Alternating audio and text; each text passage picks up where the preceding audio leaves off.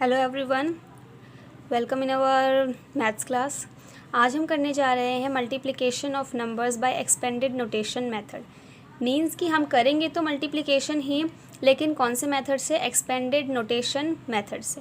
Expanded notation method वो method होता है जिसमें कि हम एक गिवन नंबर को, जो नंबर हमें मल्टीप्लाई करने के लिए दिया है उसको हम एक्सपेंड कर देते हैं। एक्सपेंड का मतलब होता है क्या? उसे हम तोड़ देते हैं या फिर उसे अलग अलग करके लिख देते हैं, ब्रेक डाउन करके। तो यहाँ पे आप देख रहे हैं कुछ स्टेप्स लिखे हैं। ये स्टेप्स किसके हैं? ये स्टेप हैं कि कोई भी मल्टीप्लिकेशन के क्वेश्चन को एक्सपेंडेड नोटेशन मेथड से कैसे किया जाता है। तो हम इन स्टेप्स को पढ़ते जाएंगे और हमारा जो ये एक इधर क्वेश्चन लिखा है इसे सॉल्व करते जाएंगे, तो हमें समझ में आ जाएगा कि एक्सपेंडेड नोटेशन मेथड किस तरह से किया जाता है। क्वेश्चन में बोला गया है 124 मल्टीप्लाई 7, 124 को 7 से मल्टीप्लाई करना है। अब सबसे पहला स्टेप क्या है? Right the expanded form of numbers. दिए हुए नंबर्स का एक्सपेंडेड फॉर्म लिखना है। अब यहाँ पे आप देखेंगे तो 7 तो अकेला ही है, इसलिए इसका एक्सपेंडेड फॉर्म लिखने की ज़रूरत नहीं है। हमें लिखना है 124 का एक्सपेंडेड फॉर्म। तो जब हम 124 का एक्सपेंडेड फॉर्म लिखेंगे तो हम स्टार्टिंग कहाँ से करेंगे? अब यहाँ पे छोटा सा हम लिख लेते हैं 1s, 10s और 100। 3 प्लेसेस है यहाँ पे। 1 क्या है? 100 है, तो 1 को हमने 100 लिख लिया। हाँ ठीक है, तो हमने 100 को अलग कर दिया, तोड़ दिया। नेक्स्ट आता है 1 के बाद 2 किस पे है? 10s पे है, यानी कि 20 है। और थर्ड है हमारा, यानी कि तीसरे नंबर पे 1s की प्लेस पे क्या है? 4, तो 4 है अकेला। तो ये हमने कर दिया, इसे ब्रेक डाउन यानी कि तोड़ दिया। ठीक है, इसे हमने कर लिया अलग से ब्रैकेट में। अब मल्टीप्लाई किससे करना है? इसको 7 से करना है। तो इतना हो गया। हमने पहले 124 को तोड़ लिया। 100 की प्लेस पे था इसलिए 100, 2 10s की प्लेस पे था इसलिए 20 और 4 1s की प्लेस पे था इसलिए 4 अलग से। और इन सब को मल्टीप्लाई करना है 7 से। ठीक है, अब नेक्स्ट स्टेप क्या है? ध्यान से देखेंगे नेक्स्ट स्टेप में क्या करना है। 100 है सबसे पहले, तो हम 100 को अलग से मल्टीप्लाई करेंगे 7 से। ये हो गया 1।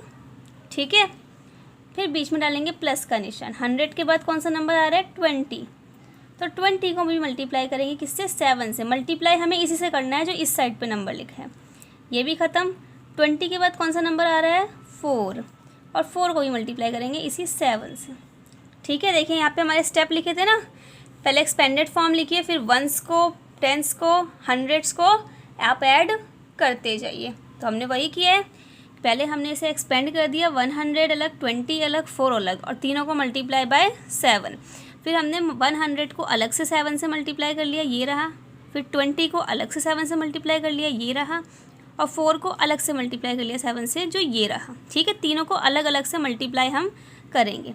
तो जब 100 को 7 से किया, मैंने आपको सिखाया हुआ है किसी भी नंबर को आप 100 से करेंगे मल्टीप्लाई तो क्या आएगा आपका? 0 हटा दीजिए, 7 1 ज़ा 7, 100। मल्टीप्लाई ख़त्म। बीच में कौन सा निशान है? ऐड का, तो डाल दिया हमने बीच में निशान ऐड का। अब है 20 को मुझे 7 से मल्टीप्लाई करना है। फिर से हम 0 हटा देते हैं, 0 हटाएं तो 2 और 7 रह गया। तो 2 7 ज़ार कितना होता है? 14।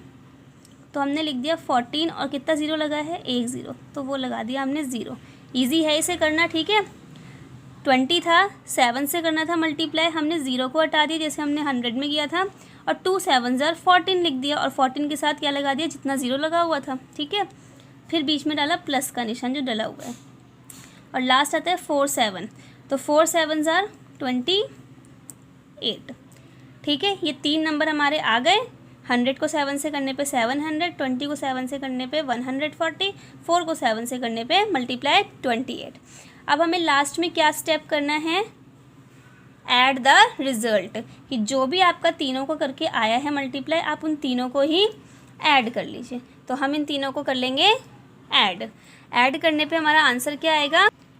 हमारा आंसर आ जाएगा 868, जो कि बिल्कुल करेक्ट आंसर है। तो ये है आपका एक्सपेंडेड नोटेशन मेथड।